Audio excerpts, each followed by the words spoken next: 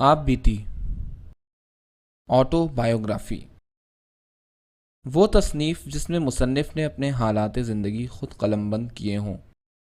سوانحی تکمیل کے اعتبار سے آپ بیتی کی دو قسمیں ہیں۔ الف، مکمل آپ بیتی۔ اس قسم کی آپ بیتیاں عمر طبعی کے قریب پہنچ کر لکھی جاتی ہیں اور ان میں ولادت یا بچپن سے لے کر ایام تحریر تک مصنف کی پوری زندگی کی سرگزشت موجود ہوتی ہے۔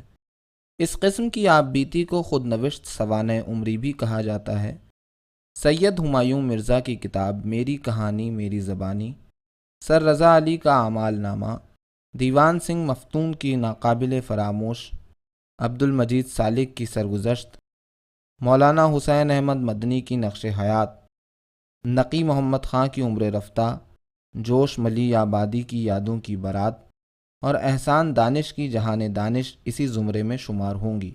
بے، نامکمل حالات زندگی، مثلاً زندگی کے چیدہ چیدہ واقعات کا بیان، زندگی کے صرف ایک دور کا بیان، صرف ایک سال کا روزنامچہ، زندگی کے ایک پہلو مثلاً سیاسی، ادبی یا علمی زندگی کا بیان، ایک یا چند سطروں کا بیان جسے وہ خود بیان کرے۔